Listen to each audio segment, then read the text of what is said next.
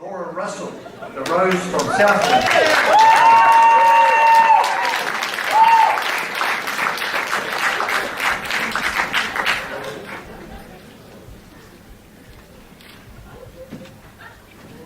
Thank you, Claire. Welcome, Laura.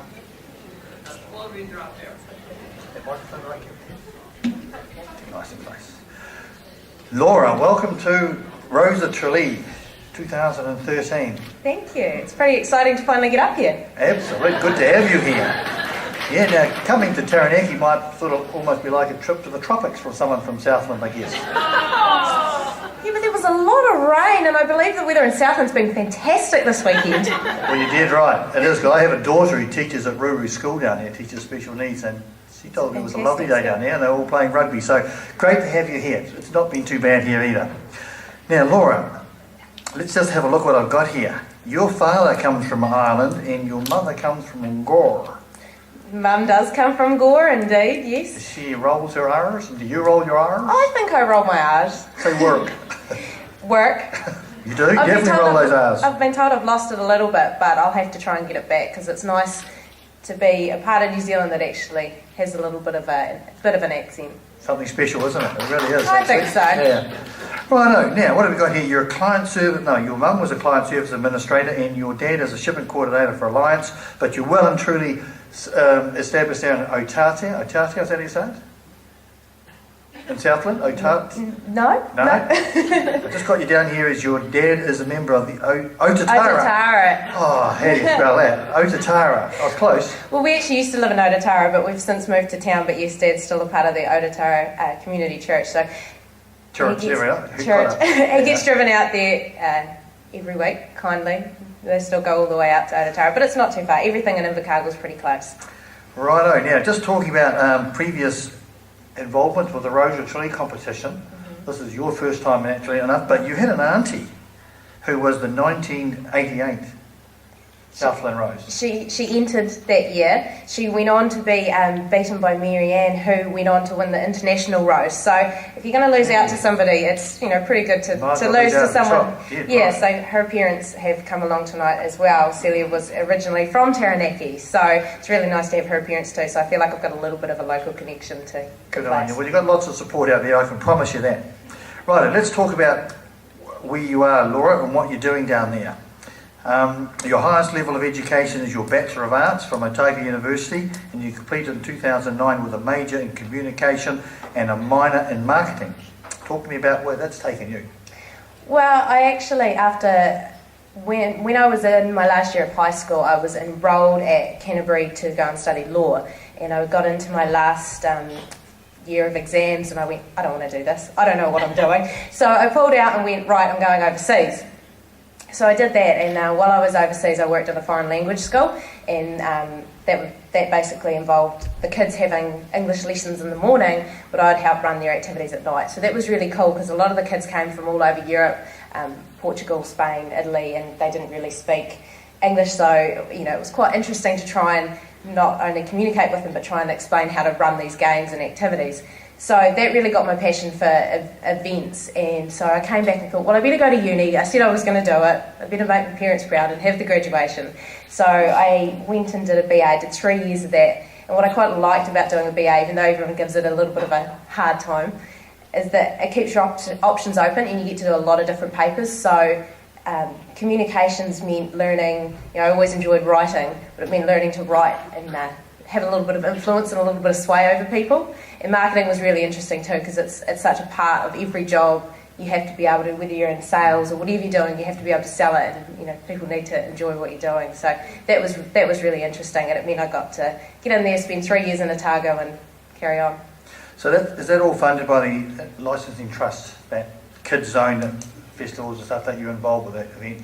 Yeah, so the main event that I run down in Invercargill is ILT Kids Zone.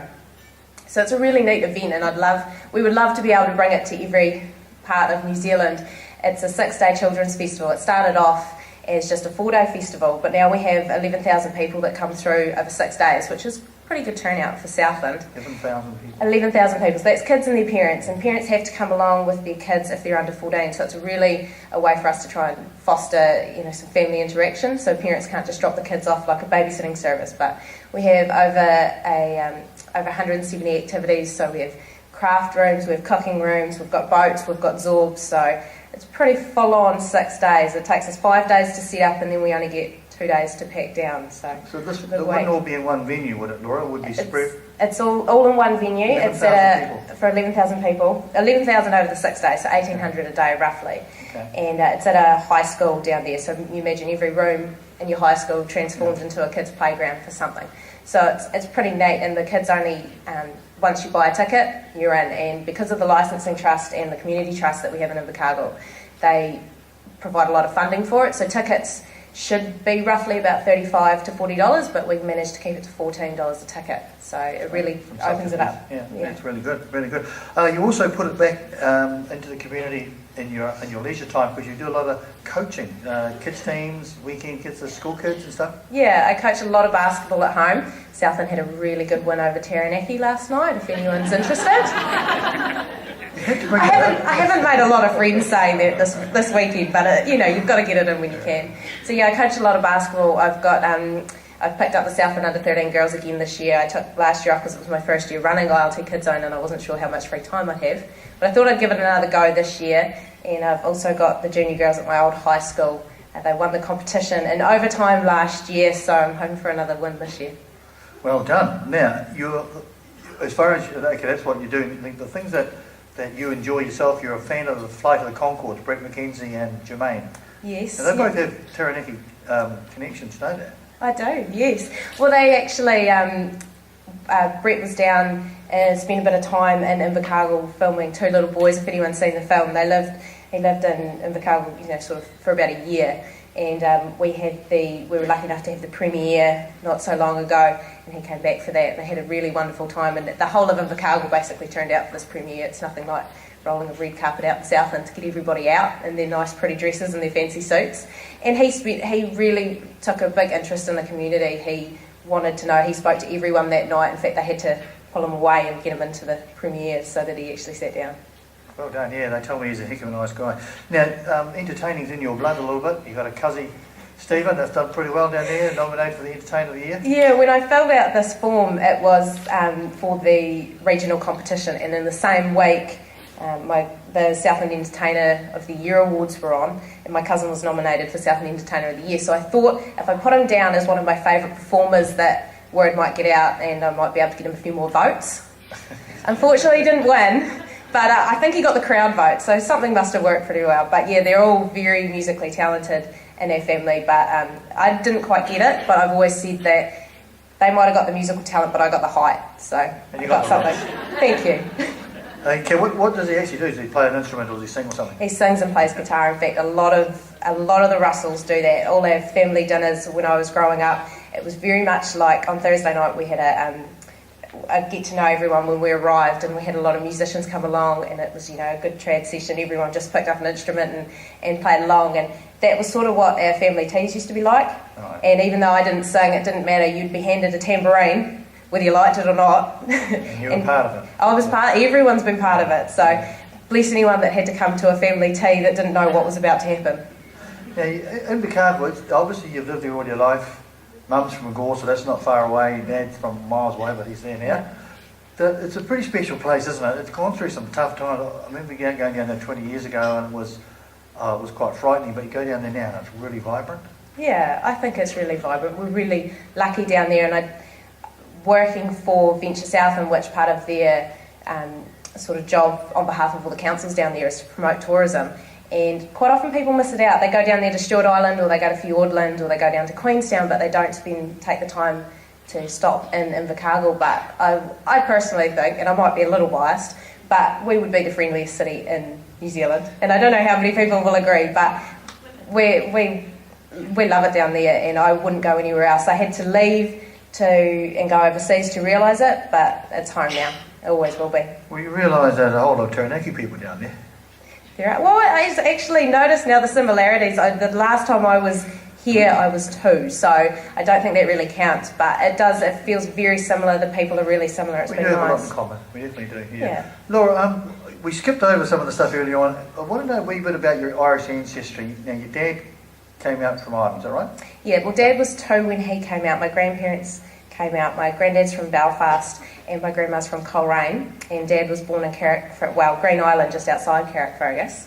They came out with Canberra in 1962. So the way the story sort of goes is that each time the boat stopped somewhere in a port in New Zealand, they didn't know whether they were getting off there or the next town, and they were lucky enough to end up in Invercargill. And back then, I don't imagine there was a whole lot down there. In fact, I'm sure the story is that they got scared when they were told that penguins walk down the main street in Invercargill. They don't.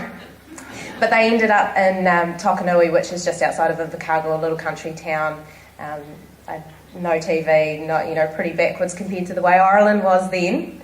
And they've really done a great job of establishing themselves there and building their family. And that was why they, were sort of brought out to help populate Southland.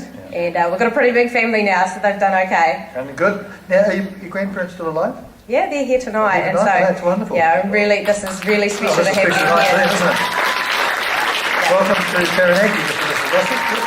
Yeah, I really want to say thank you to them because I haven't had a chance to talk about my heritage so much yet, and it's really special to be able to do this and have them here, so thank you.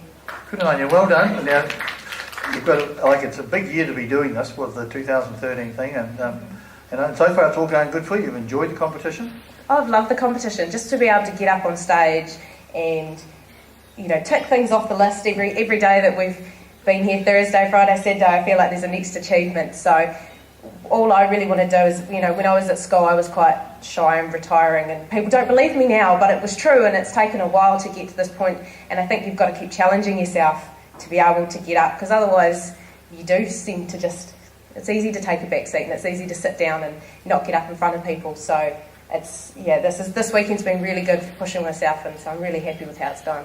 Laura, you mentioned before that you didn't sort of participate in the singing in the family groups, but you actually sang Happy Birthday, Mr. President, dressed up as Marilyn Monroe in this Americana competition. That's got to be something pretty special. Oh, yeah, well, there was good prize money up for grabs, so I think the Americana car rally actually originated in Taranaki, so a few people probably know about it. They brought it to Southland a couple of years in a row, and the ILT, which is our licensing trust, decided to have their own Miss Americana competition, and I was working for one of the licensing trust establishments, the Irish pub at home, and so they decided that all the licensing trust bars would compete against each other and put a employee forward to compete for Miss Americana. So they had $2,000 up for prize money, and I was after my first car. So I don't sing in public, I don't like doing that sort of thing, but you put, a car right there, car money, I would dress up like Marilyn Monroe with the blonde wig and blast it out, Happy Birthday, Mr. President. So if someone was to offer $2,000 now, you'd do it now? Yep, done. Well, I don't think there's anyone who have that sort of money tonight, but we'll just move on. Steve Jobs, okay, he's a man that you admire, like to have met, and you read his books and stuff like that? Yeah, in all my marketing lectures, they often do case studies to try and show you what good marketing principles are, and it always related back to Apple. So you want to do well at this, look at what Apple's done. And I just think he's a really smart man. You read his books and he actually seems quite crazy. He sort of used to get sent home by everyone else in the office because he smelt and they didn't want to deal with him. He'd just go weeks without showering. But we were talking about this with the other girls, and they do say, you can be you can be classed as a genius, but that's pretty close to being crazy. So, well, very rich crazy, so that's all right, isn't it? Exactly. He did a very good job at what he did, and to take a product that may or may not be the world's best, but he sold it and told it like it was the world's best, and I think that's what's pretty cool. Just let's run the clock forward now to say August 14th this year, over in Tralee, there you are, New Zealand Rose.